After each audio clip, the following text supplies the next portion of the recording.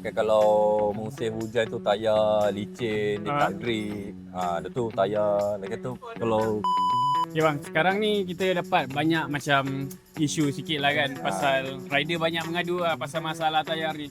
So, abang rasa apa punca-punca masalah tayar untuk rider lah? banyakkan kalau musim hujan tu tayar licin, dia tak grip. Dia tu tayar, lagi tu kalau cuaca panas hujan tu dia tayar cepat botak. Oh, tayar cepat. Tayar cepat Oh, botak. faham.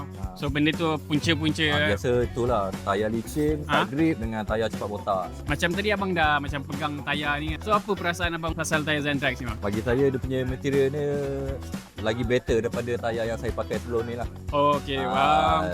Tayar lembut, dia soft compound lah. So saya harap untuk Zentrax ni dapat settlekan masalah-masalah rider ni bang. So untuk korang yang dapatkan Zentrax, korang boleh datang dekat Sun Hong ataupun korang boleh PM je aku mana-mana. Zentrax Gripadi Urat Rajo for the local. Jom tukar.